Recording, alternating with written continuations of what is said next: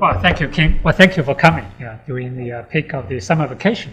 I'm very surprised that the room is full and nobody has left yet. Just some of my own reflections. I remember about 2 years ago, we tried to have this seminar here right after we released the 2012 Global Food Policy Report, which had a chapter on the EU and US policy. So we waited for 2 years. So I'm glad that this finally happened.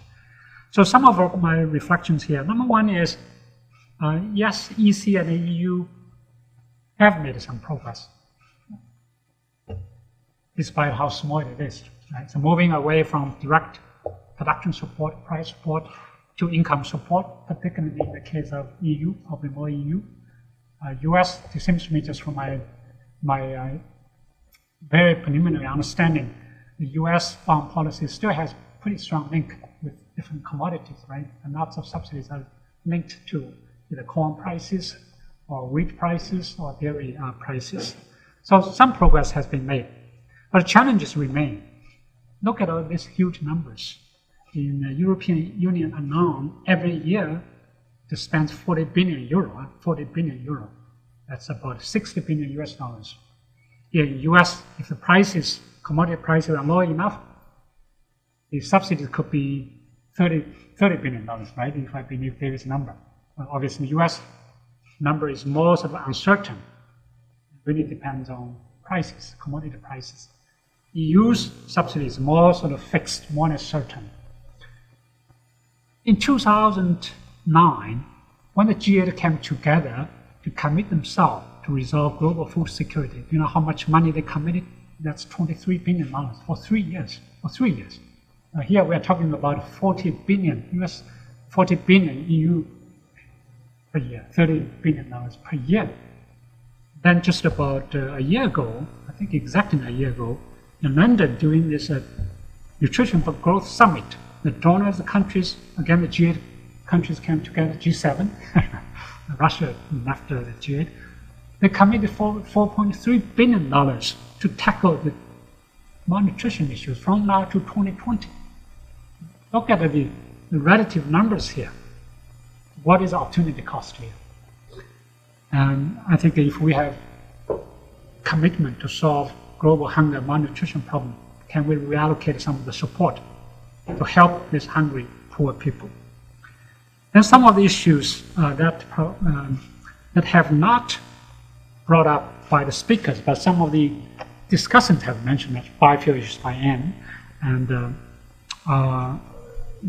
livestock sectors in EU, as my understanding tells me that in the future EU might spend more money on livestock subsidy. That's my own hunch. Now some other issues, I don't know whether it's part of the US Farm Bill, food aid, and food stamps. One is domestic, the other one is international. The food aid also has tremendous implications on poor and hungry people in developing countries. We need to look at that. Now, my final point is, probably not 2.1, is you have seen the complexity of the US and the EU foreign policies have become so difficult to understand. And how can we expect the researchers in developing countries to understand this when they try to negotiate with them during WTO? This is a serious issue for many small developing countries. They just don't understand what's going on. So complex. I mean, here even in the room we're debating about the details, about the implications. How can we imagine the researchers from developing countries, government officials, negotiators from developing countries? So we need to make sure that they have the capacity to understand, have the capacity to negotiate, and have the capacity to challenge various initiatives introduced by the rich countries. And my final point is about the current food prices. We have seen the declining trend, wheat, maize, and rice. So the prices have reached the lowest point for the last 2 years, but do not become complacent. Why the prices have been very low? One is actually the weather is very friendly. So far, the weather is very friendly. Second, very related to the topic here, subsidies. Lots of increased production, particularly in emerging economies, came from huge subsidies. India, China provides 20% of their agricultural GDP equivalent to subsidize agriculture. And Africa as well. But you imagine these countries, on the one hand, they still have lots of poor and hungry people that need more sort of interventions, particularly in terms of nutrition and food security.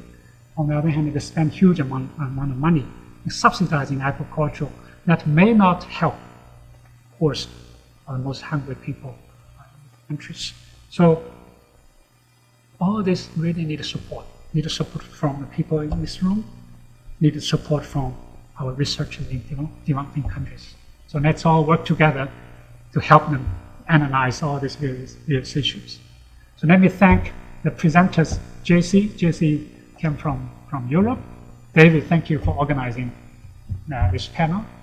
Vince, thank you for, as usual, give us very frank, honest opinions, not afraid of sort of upsetting farmers. And Shahid obviously, brings a unique perspective from the developing countries' perspective. But let me thank you. Thank you very much, and enjoy the summer.